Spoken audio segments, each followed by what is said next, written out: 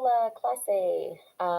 Hoy es el 29 de septiembre, casa B y Distance Learning. Para hoy, martes el 29, van a completar las actividades bueno, van a ver un video, el clon, en tu dashboard de bhlcentral.com y también van a completar dos actividades, comprensión y cronología. Son para jueves el 1 de octubre. ¿Okay? Eso es tarea para jueves. ¿Okay? Y también necesitan completar en sus paquetes la página 96, los paquetes de trabajo, ejercicio 438. Es una leyenda o una lectura, bueno, y hay que leer y contestar las preguntas. Y es buena preparación para el examen porque hay una parte en el examen para que no puedes preparar, pero es un ejemplo de leer y comprensión. También recuerden que hay que terminar con el texto Frida Kahlo y vamos a discutir o vamos a terminar nuestra discusión mañana, bueno, jueves en clase. Y tienen el diario número 3 para viernes, el 2 de octubre. ¡Ay, es mi cumpleaños! Y el examen de tema 1 es el 8 y 9 de octubre. Entonces van a recibir un guía de estudiar jueves durante la clase. DL Distance Learners, yo voy a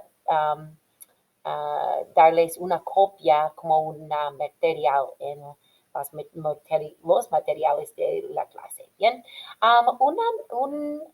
una nota sobre los diarios. Recuerden que los diarios son para cada viernes. I want to talk to you guys about the kind of amended expectations in going forward. This is what I need it to look like. I haven't really said so, but it really should be. We're in an AP class, so most of them have been in MLA format, but make sure whether you're printing it off and bringing it to class or you're uploading it, it needs to be in MLA format. Also, can you please label the diario number? So each week, this week's is número tres, and the name of the show in the title or the program or the podcast or whatever it is.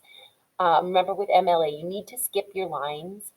And when discussing literature or a show or art like this, you typically do this in present tense. If you're referring to something that happened prior to the action in the drama, then you can use the preterite tense or some type of past tense. But when you're talking about the action that occurs, what you're seeing, what you're hearing, what you're witnessing, that is in the present tense. Another thing is, I really want you to aim going forward for 10 to 12 sentences.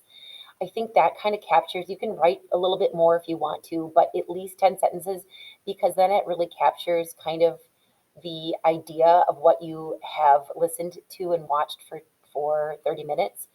They're each 10 points.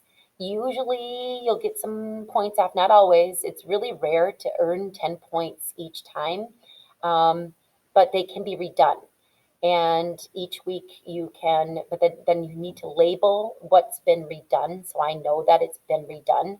So at the top, you'll have to say that it's a redo and staple it to the old one if you are going to be turning those in. Another thing is that, and I shouldn't have to say this, but you may not use a translator. I kind of have an idea that there may have some that have done so. Going forward, please don't do that. I can tell if it's typical language. I understand that we look up some things sometimes, but I don't want you to do that. Last year, I actually busted a couple people. Don't do that. I just want it to be your own language. This is the only way that you're going to learn. But you can absolutely look up words. I'm not saying you can't do that, but you may not just go ahead and type something in English and then translate a paragraph or even a sentence into Spanish. You can't do that, okay? Thank you. So note on that, okay? They're looking great, though. I'm loving reading about this, and there's some shows that I really want to watch.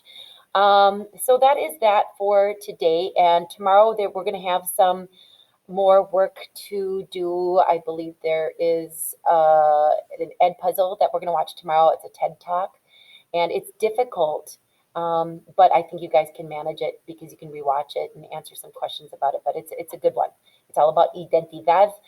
Start studying. Remember, get ready. Make sure you have your vocab in your brain because that test is coming up quickly.